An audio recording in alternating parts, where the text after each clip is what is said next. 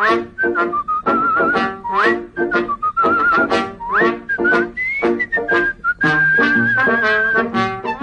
by H.G. Wells, dramatised by Micheline Wander, music by Ilona Sekach, with Mark Straker as Kipps, Nickolas Grace as Chitterlow, Kathryn Hurlbutt as Helen, and Paul Daneman as H.G. Wells the storyteller.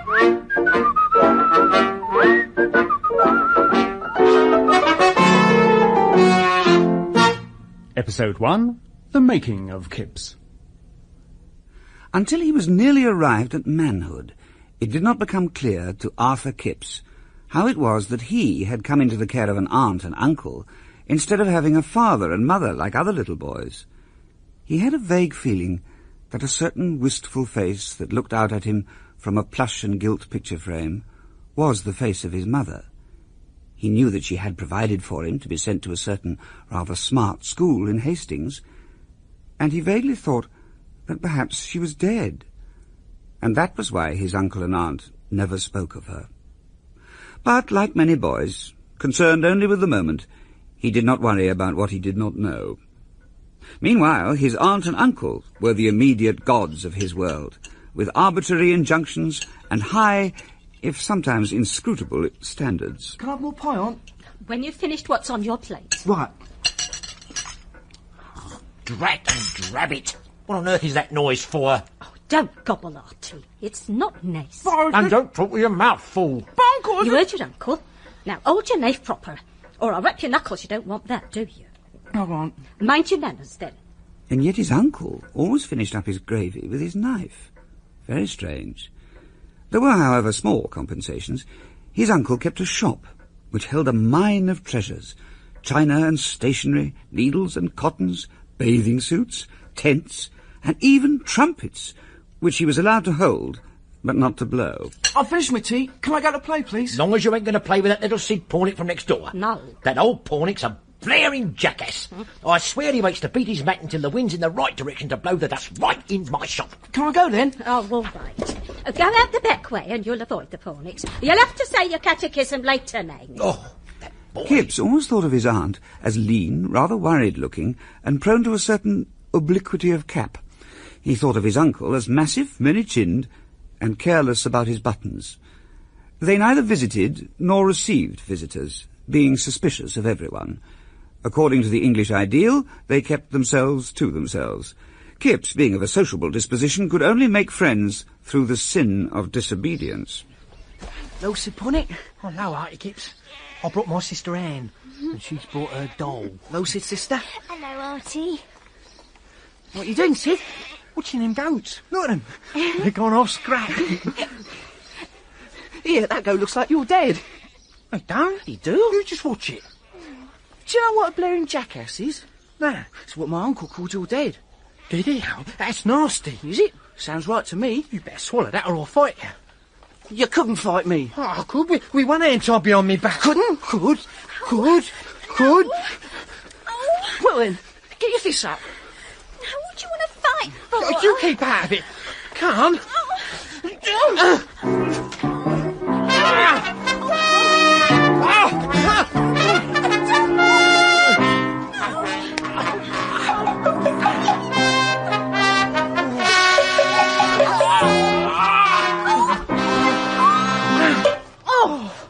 Yeah.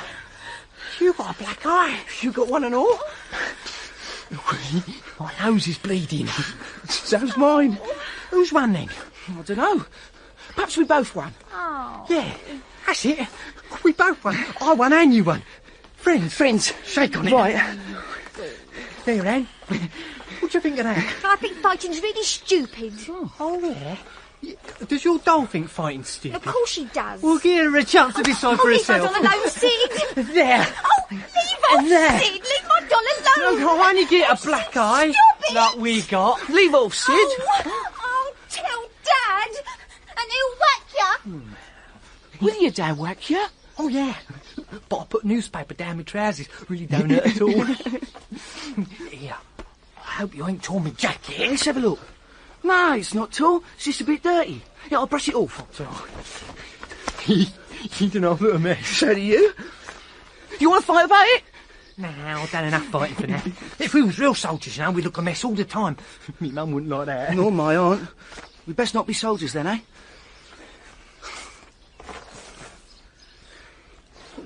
What are we going to do now then, eh? Let's go down on the beach, play smugglers and wanted men. We can go on that old wreck on the sand. Right.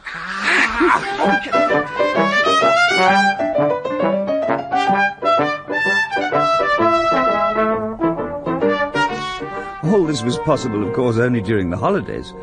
During term time, Kipps attended the Cavendish Academy for Young Gentlemen, a middle-class establishment in Hastings, whose principal was a creature of indifferent digestion and temper, and who succeeded in teaching the boys very little indeed, beyond reading aloud from the Bible and learning long passages of obscure poetry.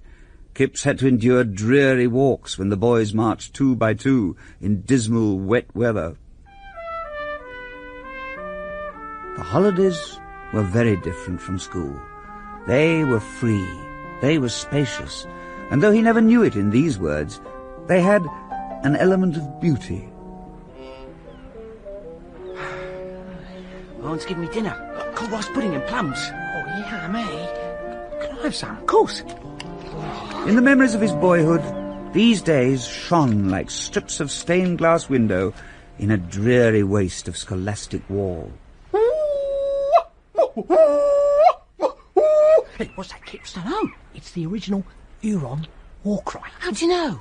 It's a deadly secret. I'll tell it tonight. 8:30, tra-la, in the lane behind the church. 8:30 it is, in the lane behind the church. Fella? The tra-la was considered to render this sentence incomprehensible to the uninitiated.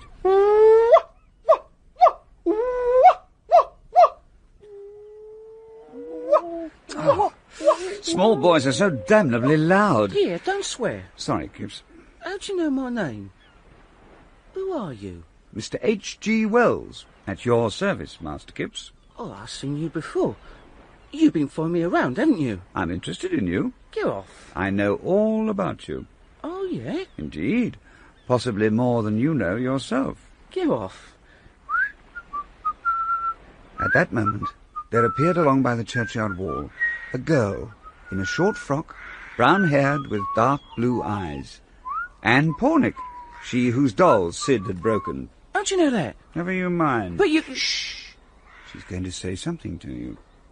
Artie, I come to tell you Sid will be late. Father's made him dust all the boxes in the shop. What on earth for? I don't know. Oh. Sid's left school now, you know. I know. You left school. Just about to. Sid's going to be a sea captain. What you going to be? What? Sea captain? Look, I can hop. Nice. I can run as well. Can you run? I can run fast. Oh, I can run. I'll run you any day. Right then, run you now. Far is that tree over there? Right, you ready? Oh, give you a start. From here. Right then, you ready? Ready? Right. Off!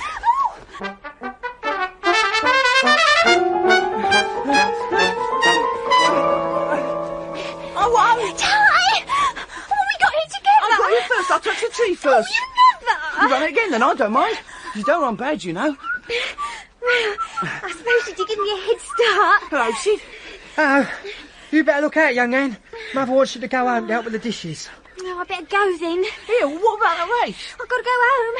Ta-ta. Oh, you ain't been racing her. Oh, it wasn't a proper race. I'll give her a start. Oh, she can't run anyway. She's a girl. As the summer passed, Kipps found himself thinking more and more of Anne. You left school? What you going to be? He couldn't explain why, but every detail about her face, her hair, her every word remained with him, even when he was engaged in far more important activities, such as joining Sid on the old wreck washed up on the beach. Now, hold on, Artie. This ship has been taking provisions to war, and it's got shot at, and it's sinking fast. We're sailors, brave to the end. Your sister ain't a bad sort. I clatter a lot. Oh, yeah, doesn't it stink rotten? Must have been the wheat the ship was carrying. Yeah. Watch out, yeah? Pirates. There, on the horizon. Here, grab this musket. Have at you, you lousy pirates! Spin! Bang! Bang! Bang! Take that! Now we're shipwrecked. Floating along without food or water. Haggard upon stagnant ocean. Isn't it nice having sisters? No, it ain't. Why not? When they know too much, they get out of doing things. Sisters is rot. That's what sisters is. Girls, if you like. But sisters, nah. But ain't sisters girls? No. Well, of course, I didn't mean... Well, I wasn't exactly thinking... You got a girl?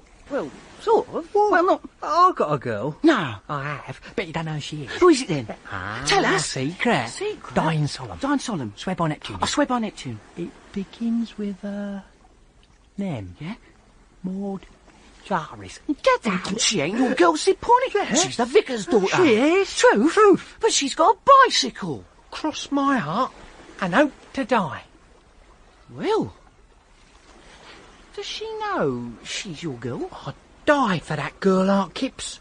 If she was to ask me to chuck myself in this sea for her, I would.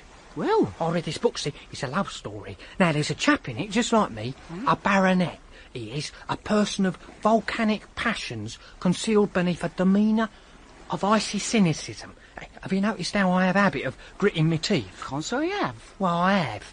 And so does he. I'd like to have a girl. Just to talk to her and that. Well, I'm getting hungry. Got any Ross pudding left? No, we finished it all. No, I'm off for me tea. What about us being shipwrecked? We've been rescued. Come. As he and Sid walked home, Kipps thought how he would like to live happily in a wrecked ship with Anne and run races and eat chocolates and fried sprats. See you later, Artie. Bye. As Kipps passed the church, there was Anne herself, her hair dark against the vast masses of flaming crimson flowers. Kipps stopped with a resolute shyness. Hello, Anne. Hello, Artie Kipps. I've been thinking. I like you, Anne. I like you, Artie.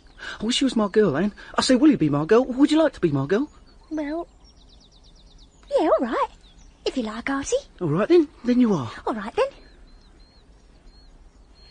What you going to do now you left school? I'm going to be apprenticed to a draper in Folkestone. When? Next week. Oh. I've got new trousers and a black coat and 4 new shirts. Anne, I've got this idea. I read in a magazine, Tidbits actually, that lovers give each other tokens. What's a token? Well, you take something and divide it in 2.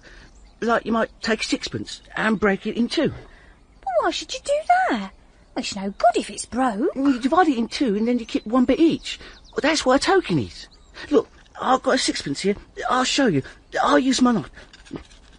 Oh! Careful! I'll jam my finger. Oh, it's no good. See, the idea is I have half and you have half. And when we're separated, you look at yours and I look at mine and we think of each other. Tell you what, I know when my father keeps a file. Well, I can have a go at it. I'll easily do it. All right, here you are. Ta. Anne, I do love you, really. I'll do anything for you, and I'll... What? And I wish you let me... Can I kiss you? Oh, don't be silly, Artie. Oh, come on. No, it's silly. But what good is you be my girl if I can't kiss you? It's silly. I don't want to. Well, we might as well go home then. Suits me. Right then. Goodbye, Anne. See you, Artie. I do love you, Anne Pornick.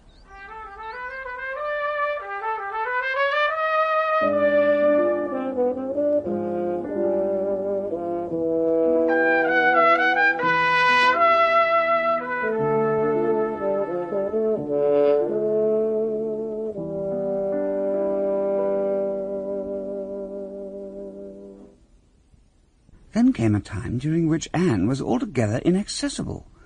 Kipps saw her on Sunday, but she pretended not to see him, because her mother was with her. As the days went by, he began to believe she had given him up forever.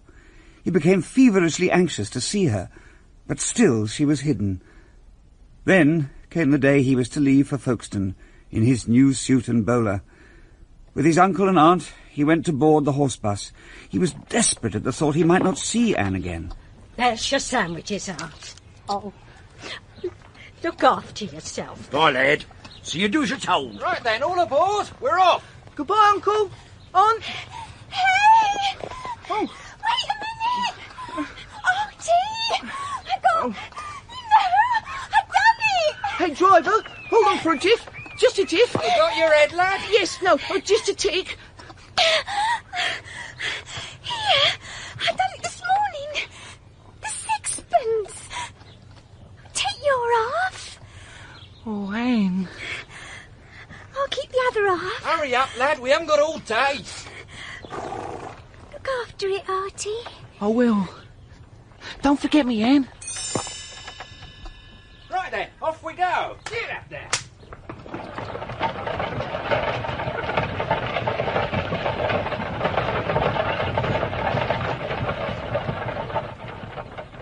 When Kipps left New Romney, he was 14, thin, with smallish features, and eyes that were sometimes dark and sometimes very light.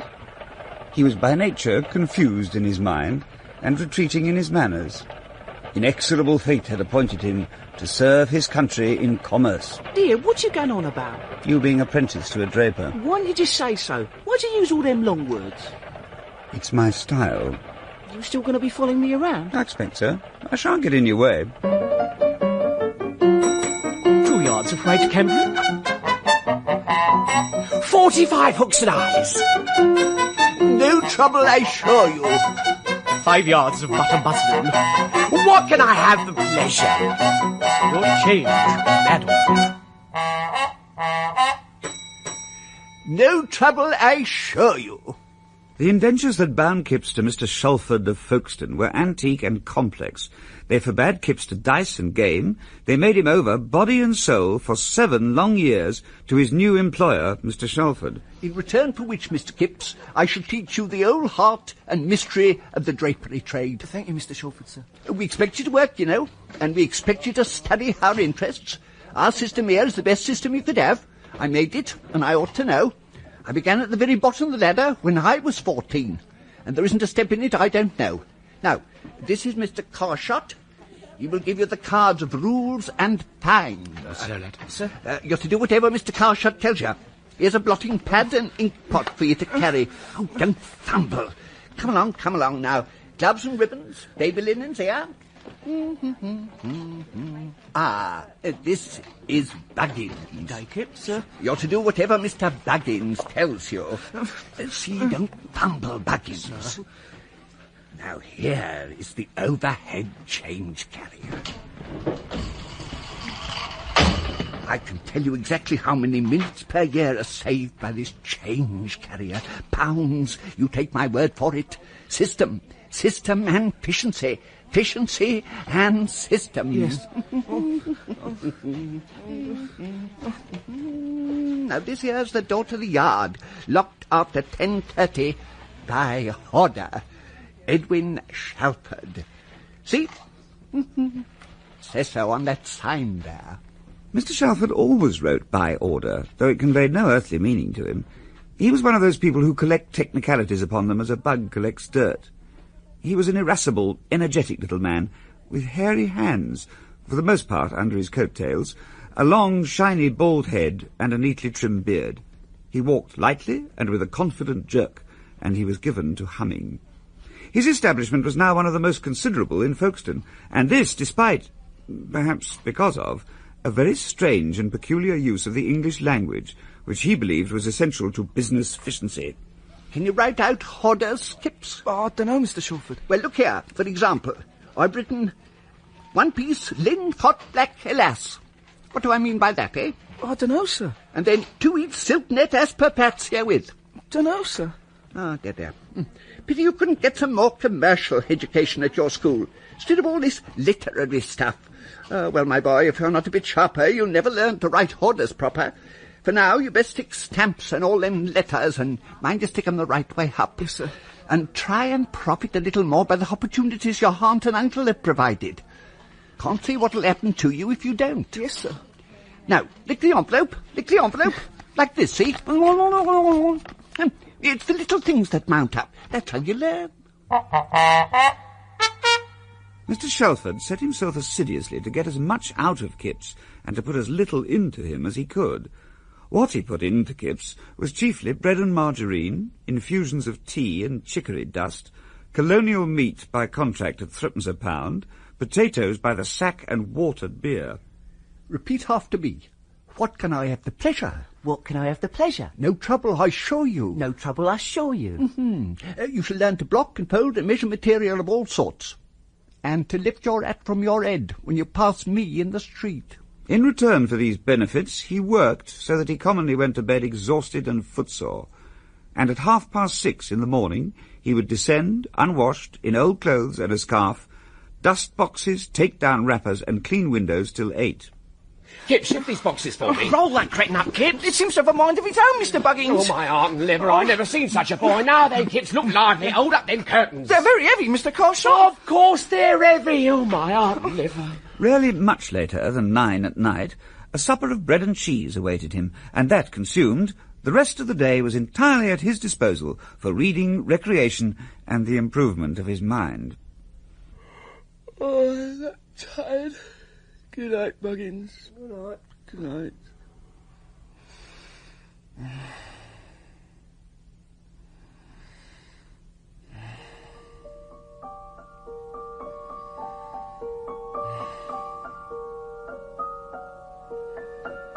My heart and liver, come along, Kipps, and your stock take. Hurry up, Kipps. Bring the tickets and the ink pot. You make my toothache, Kipps. You got no more system in you than a bad potato.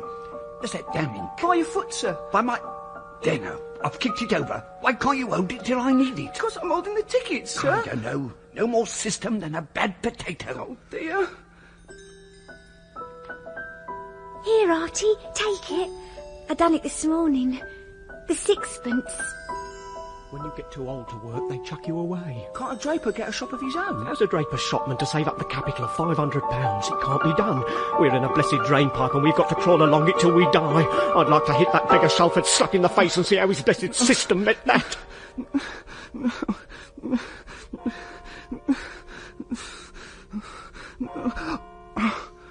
Oh, my feet are that sore. Have I got to stay here till my day's end? No adventures, no glory, no change, no freedom? What are you going to do about it, Kipps? I'll run away to sea, Mr. Wells. Oh, yes? I'll set fire to the Emporium. I'll drown myself. No, you won't. Not you. Well, here, what time is it? Oh, Lord, I'll be late putting the shutters up. It's all your fault, keeping me here, chatting. And Kipps consoled himself with the thought that it would soon be Christmas, and he would be home and see Anne, and by hook or by crook, he would kiss her. Then everything would be perfect, and he would be perfectly happy. But Anne, too, had happened on evil things.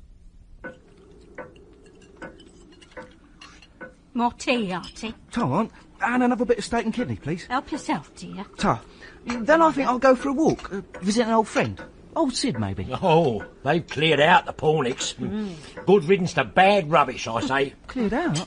Yeah, Sid's gone off as errand boy somewhere to one of these here blasted new cycle shops. Has he? And what about his sister, Anne? She's gone as help to somewhere in Ashford. Help. Slavey, more like. Wonder they didn't say ladies' help while they was about it. I see. Ain't you going to finish your pie, Artie? No, I ain't as hungry as I thought. You happy at Shopford's, then? Oh, it's all right. There don't seem much prospects. There's times, Aunt, when I think of giving it up. You can't do that, Artie. Do you want the Pornicks to say you ain't good enough to be a draper? No, Uncle, I suppose not.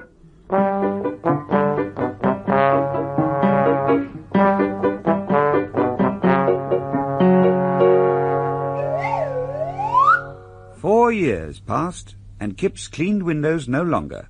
He was serving customers and taking goods out on approval. Presently he was third apprentice, and his moustache began to be visible. Mr. Kipps, I do believe you need some sartorial help. What's that when it's at home, Mr. Carshaw? I suggest you go to a tailor and replace your short jacket with a morning coat and tails. Should I?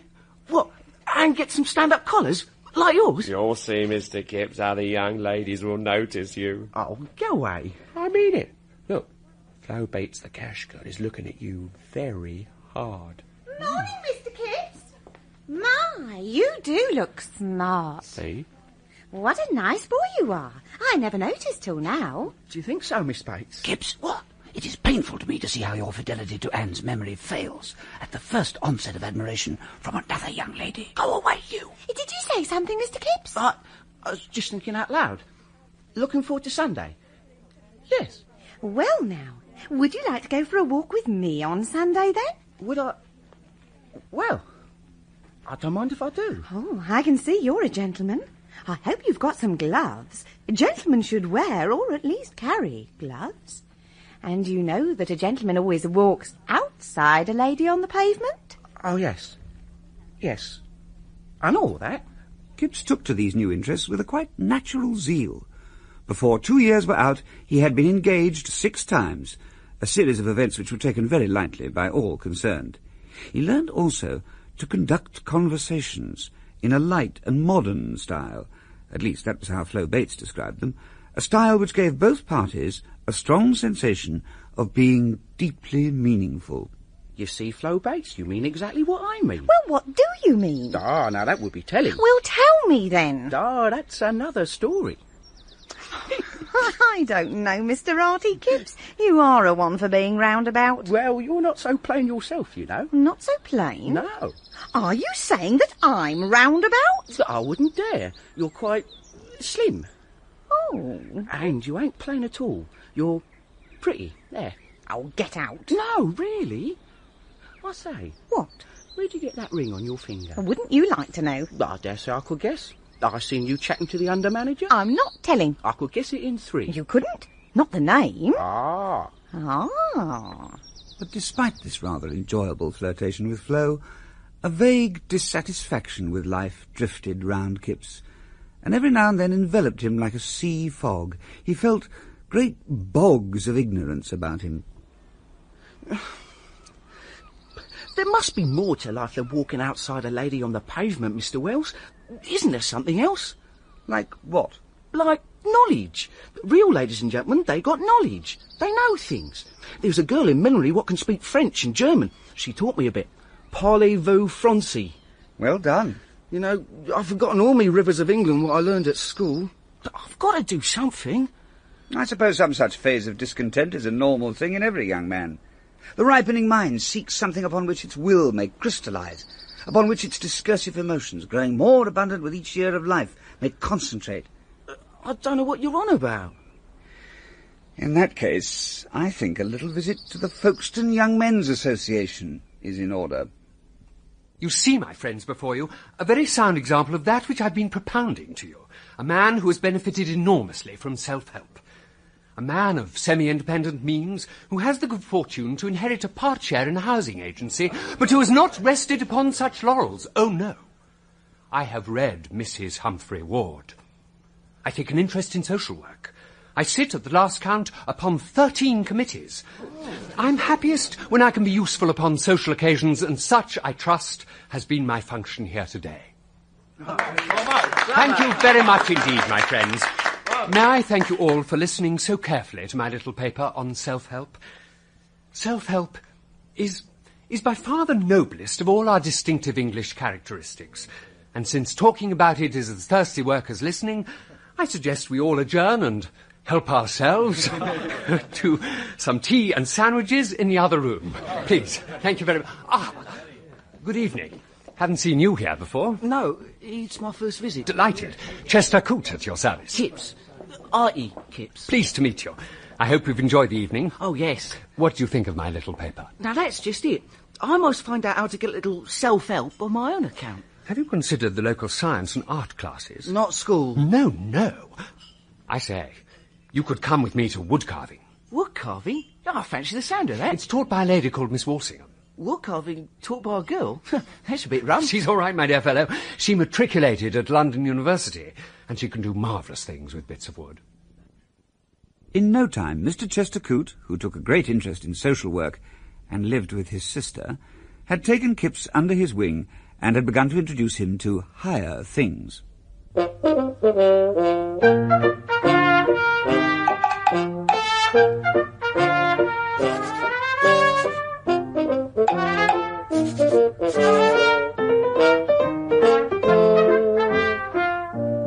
Well, Mr. Kipps, to our little class. Mr. Coote will show you around.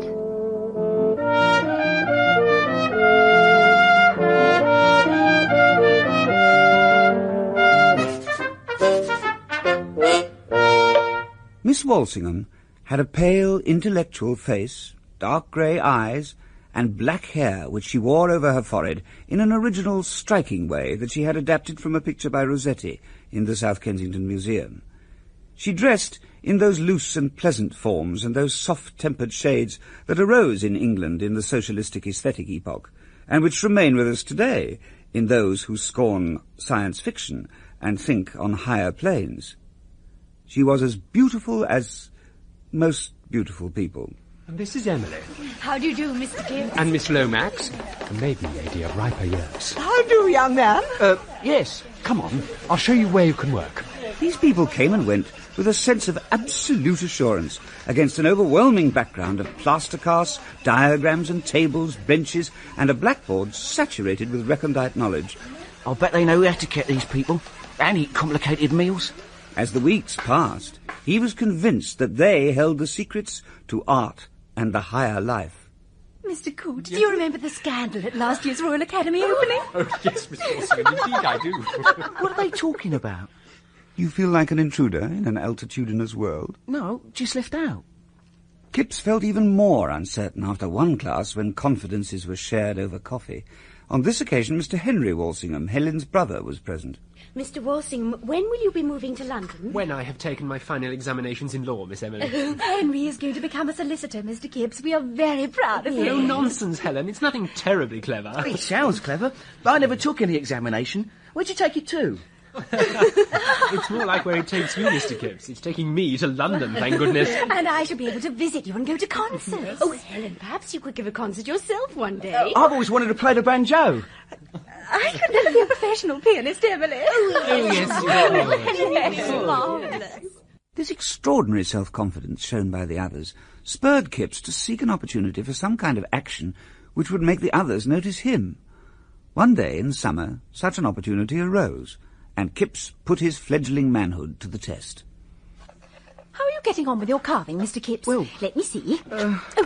Now, don't jab so hard. Your intersecting circles will be all angular and crooked. Now, let me show you. Hold the wood in your left hand, like so. That's right. I'll see, Miss Walshingham. Now, you do it. That's very good. Oh, isn't it warm today, Mr. Kipps? I'll just open a window and come back and watch you. Oh, let me do it, Miss Walshingham. Oh, thank you. That is most kind. No trouble. It's Oh, I think it's a bit stuck. do be careful. No trouble. Perhaps the sash is broken. Oddies, no trouble. One more you should do it. There. Oh, dear. I'm tremendously sorry. I didn't think the glass would break like that. Oh, Mr. Kipps, I do believe you've cut your hand. Emily, do come and help. Oh, why, you've cut your hand, Mr. Kipps. It looks bad. Miss Lomax, could you... Young man, you've cut your wrist. It's bleeding. He's cut his wrist and it's bleeding. Dreadful. I hadn't the slightest idea the glass was going to break like that. You must tie it up. We must tie it up. It ought to be tied up. Oh, me blood's dripping all over the floor, Miss Walshingham. Look, I'll lick it off. Please don't. All right, me hanky. Now, where's me hanky? I should think it's very bad cut to bleed like that. Have you got a handkerchief, Mr. Kipps? I don't know how I managed not to have one. Not having a cold, I suppose. I didn't think. Oh, dear. More blood. I am sorry. Here, use my handkerchief. Now, you must be careful how you tie it. I've done ambulance classes twice, and I know you bleed one way if it's a vein and another way if it's an artery. But which way it is, Here, I'll bandage it. Just pull up your cuff. Lucky I put on my shirt with good cuffs. You should see how frayed me others are. I'll hold your hand. Oh, Not hurting you, am I? not a bit. Oh, we're not experts, I'm afraid. Oh, you're taking a lot of trouble. I'm sorry about the window, but I can't think what I was doing. Of course, it isn't so much the cut at the time, it's the poisoning afterwards. I'll pay for the window. Oh, the bleeding should stop soon. It's nothing, really. Could you put your finger on the knot, please, Helen? Oh, of course. How do you feel now, Mr. Kipps? Fine. I knew someone once whose arm was mortified and had to be sawn off. Sawn off? Sawn right off. There. That should do. It's not too tight. Not a bit. You should have washed the wound first. Oh, well, If there's nothing more I can do, I'll return to my carving. Come along, Emily. I'm afraid you won't be able to do much more tonight, Mr. Kipps. I'll try. I don't want to waste any time. A fellow like me hasn't much time to spare. Well, call on me if you need any help. I will, Miss Walshingham. He's got ever such an interesting face, Helen. He's so sweet when he blushes. I think it comes from a natural delicacy.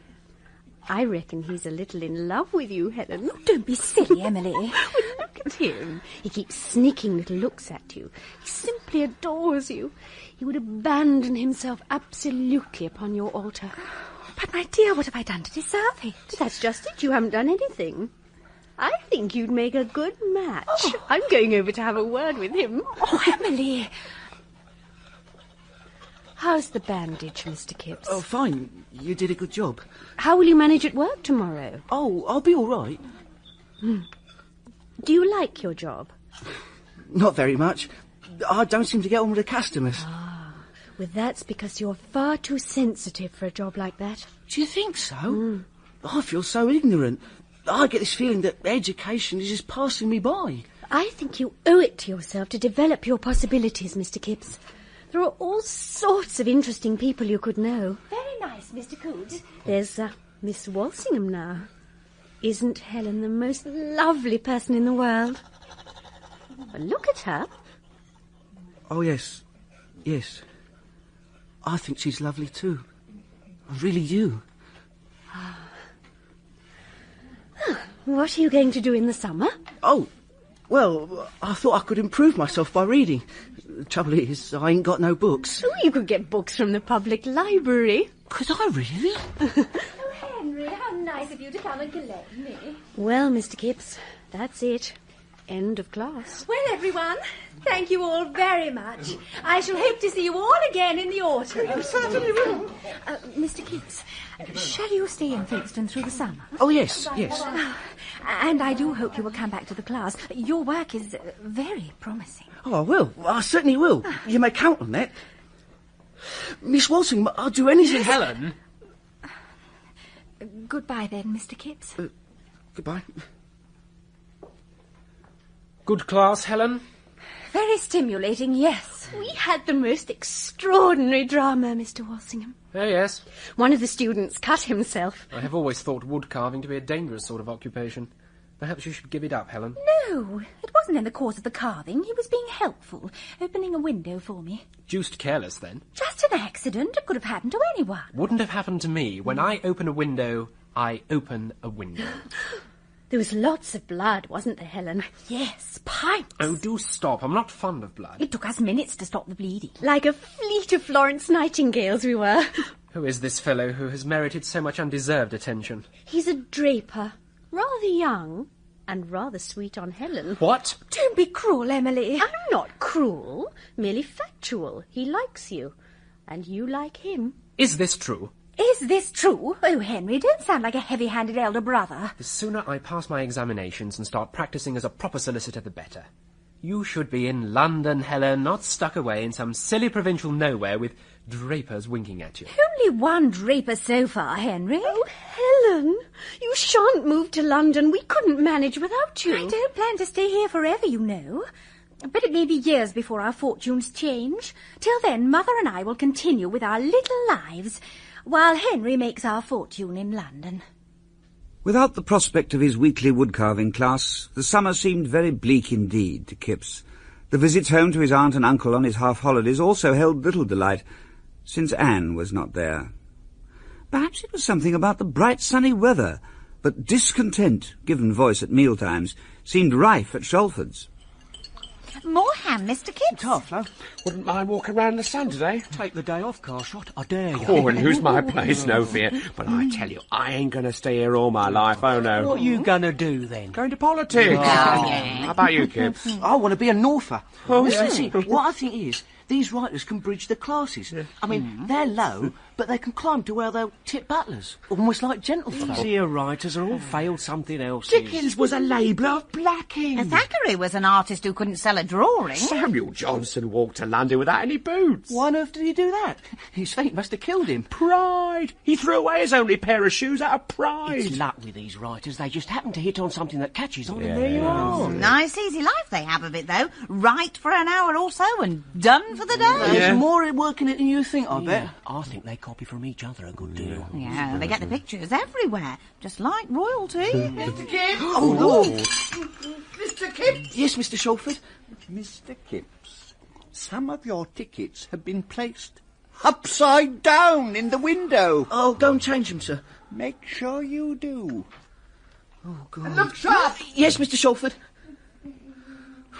If I had a penny, I'm blessed if I wouldn't go and chuck myself off the end of the pier. A penny? It's tuppence to go on the pier. Oh, hush.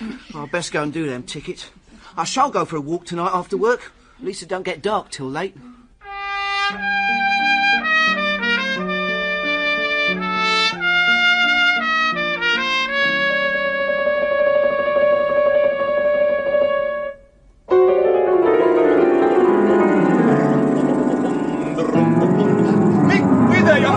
Who's that? Where? It's in me way!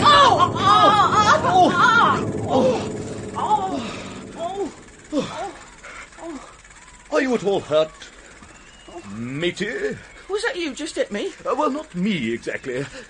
It's these handles, you know. They're too low. And when I go to turn, if I don't remember, why, biff, and I'm into something. Oh, bicycle. Well, you give me a right one-er. Oh, me leg. Oh, these little hills in Folkestone are a fair treat. I was backpedaling for all I was worth. Honest. I do believe I'm bleeding. And me trouser legs all torn down. You really ought to be more careful. Holy smoke. You really are a bit chewed up. I say, come to my diggings and I'll sew it up. Of course, I'm entirely to blame. Oh, Lord, there's a copper. Don't let on I ran you down, will you? Might be a bit awkward for me. It's all right. He's going the other way. Oh, good. Come on, I'm just around the corner. Kip's new friend was a figure with slightly anterior plumpness, progressing buoyantly on knickerbockered legs with quite enormous calves. Legs that, contrasting with Kip's own practice, were even exuberantly turned out at the knees and toes. On his head he wore a cycling cap, from beneath which protruded straight wisps of dark red hair.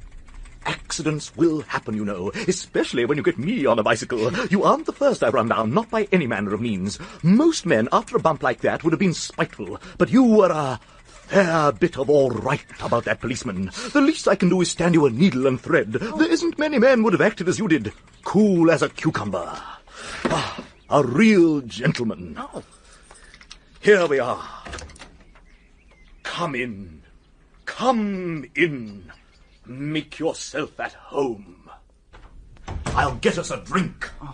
Kipps took in the shabby ensemble of the little room. A round table covered with a torn red cloth, an extinct fire, a number of dusty postcards and memoranda stuck round the mirror, a table littered with papers and cigarette ash. Here we are, then. Whiskey. Good old Methuselah. Canadian rye. There we are. Cheers. Cheers. Nice room. Have a good look round. What do you take me to be? I don't know. These photos. That lady in tights, that's a bit odd. Is this you, in that funny costume? You an actor? Getting warm. Here, read this letter. Dear Mr. Chitterlow, if we'll send the play you spoke of... I can't read the rest. I don't know. What's on them papers? Writing, lots of writing. Those are manuscripts, my dear fellow. Have some more whiskey. Oh, Here. Oh, tar very much. The truth is, I'm a playwright. Well, I never. Of course, I've been everywhere and done everything, practically. I'm an actor, too, of course. I've acted abroad, you know, had my name in reviews. Why, I can remember the time I was getting $30 or $40 a week. Really? In America, that was. I've been around the entire civilized world, come to that. You write plays? Well, of course, I'm not quite up to the standard of Shakespeare or Ibsen. I have to be truthful about my talent. A real writer, chappie. You know, it's curious how one runs up against people out bicycling. I was just wanting someone to talk to a bit. Half an hour ago, I didn't know you existed. And here we are, talking like old friends. Have a cigarette. Oh, don't mind if I do.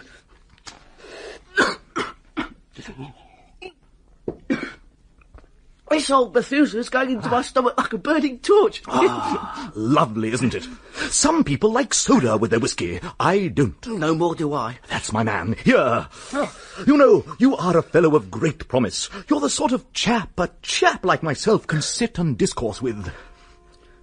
Let me tell you, most of the coves I come across in the course of my theatrical wanderings... Lord, that's not 10 o'clock, is it? Must be. Don't worry, it's early yet. I best be going now. The fact is, Mr. Shalford, that's my boss at the Emporium, he shuts the house door at 10:30. Hold on, old chap, hold on. You can't go back with your trouser in that state. Here, I'll sew up the tear. Won't take a minute.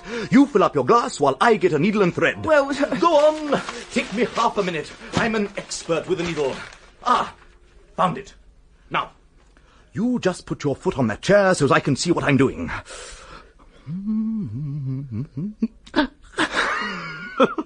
Oh, my heavens, wouldn't this just make a bit of business in a farcical comedy?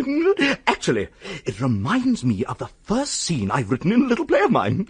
This'll make you laugh. It's a man, wait for it, a man with a live beetle down the back of his neck, trying to seem at ease in a room full of people. Yes, it sounds good. Oh, sorry, old chap. Oh, it makes me shake just thinking of it. It's a killer, that scene, I tell you. Sounds damn fine, Chitterlow. Damn fine. May I say, in all frankness, that I have never met a finer intelligence than yours. Stronger there might be. That I couldn't say with certainty yet, seeing how little, after all, we have seen of each other. But a finer, why, never.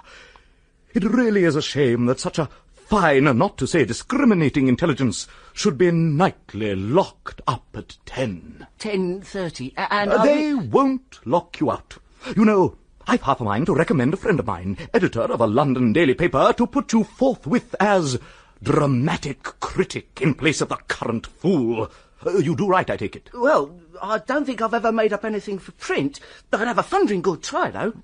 Mind you, I've written window tickets often enough, made 'em up and everything. You'd be all the fresher for not having done it before. I don't suppose you'll be very literary, but I don't believe in the literary critics any more than in literary playwrights. Plays ain't literature. I don't suppose they are, really. Exactly. Plays is plays. No, you're wasted down here, I say.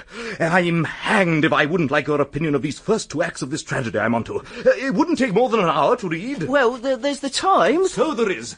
Let's go then. All right. Oh! Something stabbed me in the leg. Bless me, if I didn't leave the needle sticking in your trouser leg. Here, I'll just bite the cotton off. There. How does it feel? I'll try walking. Here. I don't seem to be able to walk as straight as I used to. Oh, dear. What's up? It's too late. I've been locked out. What am I going to do now? You can't go and knock him up now, can you? You'd better try and sneak in the morning with the cat. No point worrying. Here, have a nightcap. Come to that. I don't care if I am locked out. That's the spirit. Drink up. Cheers. Cheers. Here, I don't feel very well. Here. Come and stick your head out of the window then. Oh, look. The moon's spinning round and round. Very inspiring is moonlight. Ah, love in the moonlight. Have you much experience of love in the moonlight? A little. I remember once a moonlight lover's quarrel with the daughter of a clergyman in York. They say you can't love 2 women at once, but I tell you, it's rot. Oh, yes. I know all about that. You can love 2 women at once. I know all about that one. You feeling better now? Yes, thanks. I'll close the window then. People say that loving more than 1 woman interferes with work. Not a bit of it. Artists must do it. The work couldn't go on without it. Artists haven't the temperament for the work if they're not in love with at least 2 women. That's just it. However, it is sometimes true that the morals of the theatre do leave a little something to be desired. Adventure and the flesh. That's the thing, you know. I've sown my wild oats, one has to, but now I'm happily married to a born lady. Her father's a prominent solicitor in Kentish Town, mother second cousin to the wife of Abel Jones, fashionable portrait painter, almost society people in a way. Is that so? Oh, that doesn't count with me anyhow. I'm no snob. Mrs. Chitterlow possesses, and I say this without fear of contradiction, the very finest, completely untrained contralto voice in all the world. To hear it properly, You want a big hall. What is her family? Oh, think of my playwriting. Oh, they see it as no money in it. But you and I both know that success and wealth are there. Only patience and perseverance are needed. Can I have a little Oh, more? Methuselah, certainly help yourself. See, character has you. You can't get away from character. It's that what makes tragedy, psychology. It's the Greek irony, Ibsen and all that. Oh, I've mentioned Ibsen, haven't I? You do know Ibsen. Oh, yes. Not exactly as a personal friend, but... Well, there's one or two points where he is, how shall I say, a little defective. Who's a little detective? And by chance, they happen to be points I am strong in. Of course, I have no desire to place myself on an equal footing with him, but honestly now, do you think Ibsen has ever seen a decent fight in a bar? Of course not. My new tragedy. In my opinion, it is as well constructed as anything Ibsen ever did. Shall I read it to you? Well... No, you're quite right. I'll tell you about it. That's simpler, because most of it is still unwritten. Oh.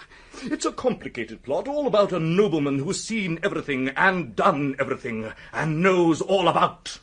women. Oh, damn fine, old man, damn fine. I knew you'd see it, old boy. That's just the sort of thing the literary critic can't see. My hero, you see, is strong and ready for anything. You got a talent, Chitterlow. You and old Methuselah. And just before he gets the girl, my hero, Kipps by name. What? I said, my hero... No, what's that you said?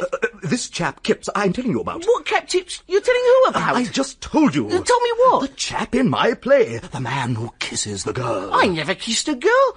Leastwise, I can't remember if I ever kissed Anne Pawny or not. She used to live next door. I meant to kiss, but... No, it ain't me. What ain't me? My name's Kipps, but I ain't kissed a girl, never. But he has. In my play, he does. I tell you, I haven't. My name is Kipps. That's me. Look here, Chitterlow, you got no business putting my name into your play. You mustn't do things like that. You lose my job straight away. I haven't got your name, old chap. I get my names from all sources, like William Shakespeare did. Mostly I get my names out of the newspapers. I got your name out of a newspaper. My name ain't in no newspaper. It's on me. No, you're missing the point. Look, I'll find it. It's here somewhere. Must be somewhere. I swear. Look, Chitterlow, I'm already in enough trouble for stopping out all night without my name put in place. Mr. Salt will make a devil of a fuss, and Anne's gone off to be a help. I shan't see Miss Walshingham. Oh, dear. Look here, my good fellow. You've probably drunk a little too much. I'm not drunk. You can sleep on the sofa. Got no springs, but you won't notice that, I dare say. Have a little shut-eye and stop talking rot. I'm not talking rot. Oh, can't listen to no more. Help yourself to the sofa. Good night, old chap. Oh, bother. Good night, I suppose. And so the two friends parted. Chitterlow to retreat to his slumber in bed, punctuated by delicate if somewhat noisy exhalations. Kipps to sample that rare treat, a sofa without springs, and to ponder in a rather hazy fashion whether his conduct of the night would lead him into unimagined troubles.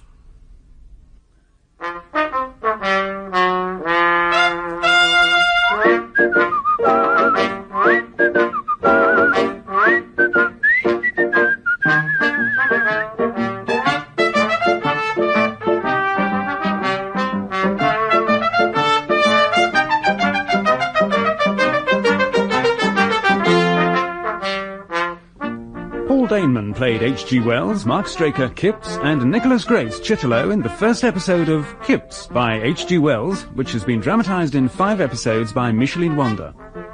Helen, Kathryn Hurlbutt, Emily, Rosalind Ayres, Kipps' uncle, John Hollis, his aunt, Jane Wenham, Sid, Michael Jenner, Anne, Moira Leslie. Mr. Shalford, Michael Bilton, Buggins, John Webb, Carshot, Christopher Biggins, Flo, Helen Atkinson Wood, Driver, John Strickland, Chester Coots, Christopher Good, Henry Walshingham, Spencer Banks, and Miss Lomax, Margot Boyd. The music was composed by Ilona Sekach. Kipps was directed by Martin Jenkins.